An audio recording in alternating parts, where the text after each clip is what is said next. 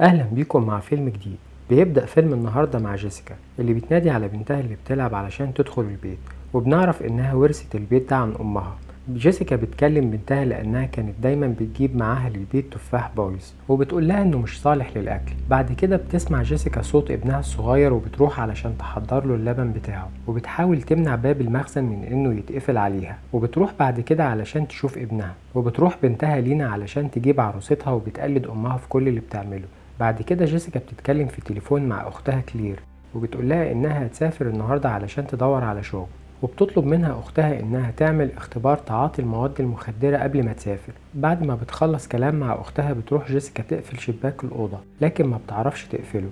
بعد كده بتروح مع لينا علشان تدخلها الحمام، وبتقول لها البنت إن جدتها وحشتها، وبترد عليها أمها وبتقول لها إنها وحشتها هي كمان. بعد كده جيسيكا بتشوف الفلوس اللي معاها كفاية ولا لأ علشان السفر، وبتيجي بنتها تسألها مرة تانية عن أبوها وهل هو مات زي جدتها ولا لأ، وبترد عليها وبتقول لها إن باباها مريض، وإنها كانت مريضة زيه وإنها بقت كويسة دلوقتي، وإن هو كمان بكرة هيتحسن ويكون كويس. بعد كده بتروح جيسيكا علشان تحط في العربية كل الحاجات اللي هتحتاجها علشان السفر، وبتروح للمخزن علشان تاخد الحاجات اللي ناقصة، وبتمنع الباب من إنه يتقفل عليها بطوبة، وبتاخد صندوق المعدات وبتحطه قدام باب البيت.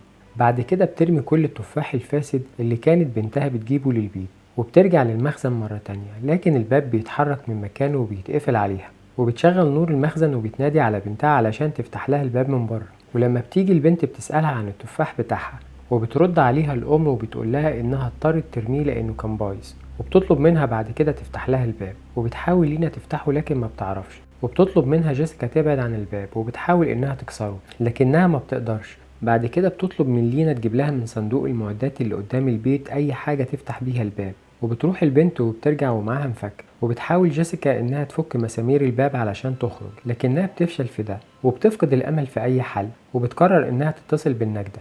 وقبل ما تتصل بتسمع صوت بنتها بتقول إن باباها قدام البيت وإنه هياخد صندوق المعدات ويمشي، وبتطلب منها جيسيكا إنها تنادي على باباها بسرعة علشان يفتح لها الباب، وفعلا بيفتح لها الباب، وقبل ما تخرج بيقفل الباب عليها مرة تانية لكن بيفتحه بعد كده بسرعة، وبيقول لها إنه كان بيهزر معاها. ولما بتخرج بتكتشف إن معاه صاحبه سام اللي كانت بتكرهه لأنه شخص سيء واتسجن قبل كده في جرائم تحرش بالأطفال، وبتروح تمنع بنتها من إنها تكلمه. وبيحاول الزوج روب إنه يسرق محفظة الفلوس اللي كانت على ترابيزة السفرة، لكن بيتراجع لما جيسيكا بتظهر وبيسألها عن ميراث أمها، وبترد عليه وبتقوله إنها ما سابتش غير البيت، وإنها كمان هتسيبه وتمشي علشان تدور على شغل. وبتاخد بالها من إن تصرفاته مش طبيعية، وبتسأله إذا كان رجع يتعاطى مخدرات ولا لأ، وبتطلب منه يمشي وياخد صاحبه معاه، ولما يبقى يبطل مخدرات يرجع للبيت. لكن روب بيغضب منها وبيقول لها إنها مش أحسن منه، وقبل ما يكمل كلامه بيتدخل صاحبه سام في الكلام وبيسخنه عليها، وبيقول له إنها كل ما تشوف وشك تطردك من البيت وإنها مش بتعملك اعتبار. بيغضب روب نتيجة الكلام اللي سمعه وبيضربها بالقلم، وبيقول لها إنها ولا حاجة من غيره، ولولا وجوده دلوقتي كان زمانها لسه محبوسة في المخزن. جيسيكا بتبكي وبتقول له إن معاه حق، وبتعتذر له وكانت بتحاول تطلع تليفونها من جيبها، لكن حمامة السلام غراب البين بيتدخل مرة تانية وبيقول له إنها بتضحك عليك يا بوريالة وبتقولك كده لحد ما تمشي.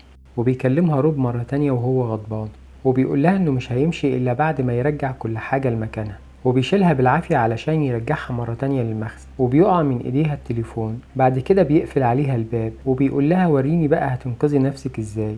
وبتنادي جيسيكا على بنتها لينا وبتطلب منها تطلع أوضة أخوها وتقفل على نفسها الباب، وفعلا البنت بتسمع كلام أمها وبتسمع جيسيكا صوت الباب بيتقفل، وبتنادي مرة تانية على روب علشان يفتح لها الباب، لكنها بتسمع صوت دق شديد، ولما بتقرب من الباب بيدخل في ايديها مسمار، وبيفضل روب يدق مسامير كتير في الباب علشان ما تعرفش تفتحه، وبيرملها مخدرات من تحت الباب، وبيقول لها انه مش هيفتح لها الباب الا لما ترجع مدمنة زي زمان. وبيقول له سام صاحبه انهم لازم ياخدوا الاطفال معاهم وهم ماشيين. بعد كده بتسمع صوت العربية وهي بتتحرك وبتعرف انه سابها ومشي. بعد كده بتقعد تعيط لحد ما بتسمع صوت بنتها لينا وبتسألها عن أخوها الصغير، وبتقول لها البنت إنه نام، وبتطلب منها جيسيكا تقفل باب البيت علشان محدش يدخل. بعد كده بتسألها عن المسامير اللي باباها دقها على الباب، وبترد عليها لينا وبتقول لها إن في خشب كتير على الباب، فبتطلب منها تروح تدور على تليفونها والشنطة بتاعتها. وبتروح لينا وبترجع بعد شوية علشان تقول لها إنها دورت في كل مكان لكن ما لقيتش حاجة.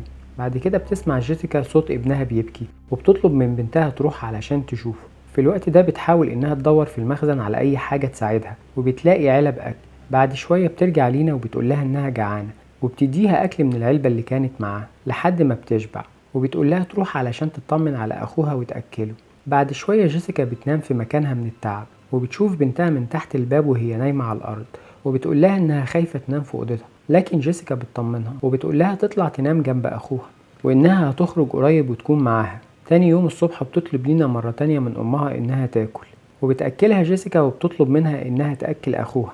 بعد كده بتطلب منها تجيب لها اي حاجة تساعدها علشان تخرج، لكن البنت الصغيرة مش فاهمة ازاي تساعد امها، وبتجيب لها لعب اطفال وحاجات ما تساعدش ابدا في انها تخرج. وبتغضب جيسيكا منها وبتتعصب عليها، وهنا لينا بتعيط، وبترجع جيسيكا علشان تهدى وبتعتذر لها، وبتقول لها انها ام مش كويسة، وانها اسفة علشان ما كانتش بتهتم بيها وهي طفلة صغيرة، وبتقول لها كمان انها بتحبها.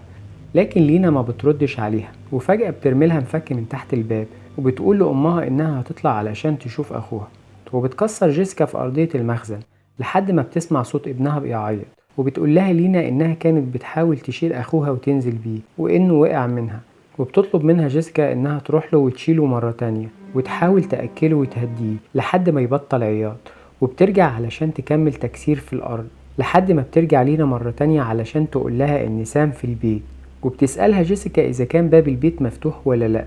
وقبل ما تجاوبها لينا بتسمع صوت سام جوه البيت، وبتقول لها البنت إنها هتطلب منه يفتح لها الباب، لكن جيسيكا بتمنعها تقرب منه، وبتقول لها إنه شخص مش كويس، وبتطلب منها تطلع أوضة أخوها وتقفل على نفسها الباب.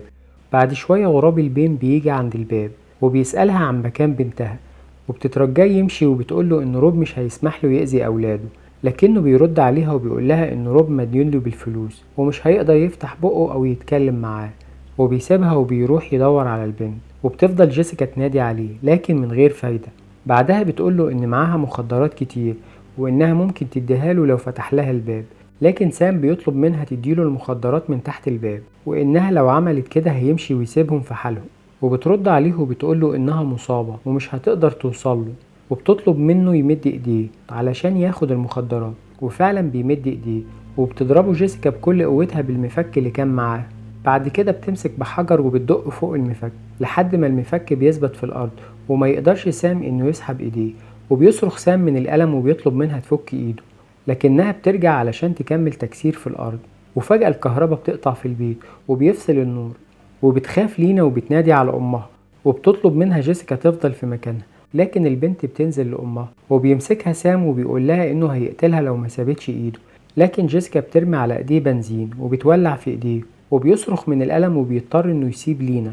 بعدها جيسيكا بتطفي النار، وبعد كده بتنادي على البنت وبتقول لها إنها تخلي بالها من أخوها وتتغطى كويس. بعد كده جيسيكا بتضعف وبتحاول إنها ترجع للمخدرات، لكن فجأة بتشوف في الكتاب المقدس بتاع أمها فلوس كتير، وبتلاقي مية نازلة من السقف، وبتروح تاخد المفك من ايد سام بعد ما تهيأ لها انه مات، وبتفتح فتحة في السقف وبتخرج منها وبتلاقي نفسها في الحمام، وبتجري بسرعة على الأوضة اللي فيها الأولاد، وبتكسر الباب وبتدخل علشان تشوفهم نايمين في السرير، وبتصحيهم علشان تاخدهم وتمشي من البيت. وبتبص على سام وبتشوفه في مكانه، وبتروح علشان تاخد المفاتيح من جيبه، ولما بتطلع بتكتشف انها مفاتيح موتوسيكل وانها مش هتقدر تركبه بسبب المطر والطفلين اللي معاها. وبتروح تكسر ازاز عربيتها وبتاخد الاكل اللي كان فيها، وبترجع مرة تانية للبيت، لكن الاكل بيقع منها وبتحاول انها تاخده، لكن بتشوف فجأة سام جوه البيت وبيقفل الباب علشان ما تقدرش تدخل، لكن جيسيكا بتكسر الباب وبتدخل في الوقت اللي سام بياخد فيه الاولاد وبيهددها انه هيقتلهم، وبتعرض عليه انه ياخد فلوس امها مقابل انه ما يأذيهمش. في اللحظة دي بيدخل روب، ولما بيشوف سام بيهدد اولاده بيطلع مسدسه وبيطلب منه يسيب اولاده، وفعلا ابو ايد مسلوخة بيسيبهم لجيسيكا اللي بتاخد اولادها وبتنزل للدور الارضي، وبتسمع وهي على السلم صوت طلقة رصاص. بعد كده بتشوف روب وبيقول لها ما تخافش، وبيسألها عن الفلوس اللي كانت بتتكلم عنها وبتقوله على مكانها، وبينزل يفتح باب المخزن علشان ياخد الفلوس، وبيعرض عليها انهم يشتروا مخدرات ويرجعوا سوا مع بعض زي زمان. وبتوافق جيسيكا بس بتطلب منه انهم ياكلوا الاول ويأكلوا الاطفال، وبتروح علشان تجهز الاكل، بعد كده بتكلم بنتها وبتقول لها إنها كانت بتكذب عليها لما قالت لها إن أبوها شخص كويس. ولما بيرجع روب بتقدم له الأكل وبيرفض في البداية، لكن بعد كده بيوافق. ولما بيخلص أكل بيتعاطى المخدرات بتاعته وبيطلب من جيسيكا تعمل زيه، لكن جيسيكا بتقوله إنها مش عايزة دلوقتي. لكن روب بيهددها بالمسدس وبتضطر تسمع كلامه وبتطلب منه يساعدها. ولما بيقرب منها بتهجم عليه وبعدها بتهرب. بعد كده بيمسكها وبيهددها بالمسدس وبيقول لها لازم تسمع كلامه، لكن فجأة بيحس بتعب وبتقوله جيسيكا إنها حطت له المخدرات في الأكل. بعد كده بتزقه من الشباك علشان يقع وتخلص منه للأبد. وبتمر الأيام وبنشوف لينا وهي بترجع بالتفاح لمامتها، وبنعرف إن أمها عملت مشروع من التفاح وإنها فضلت في البيت وما بقتش محتاجة إنها تسافر أو تدور على شغل. وبكده بينتهي الفيلم.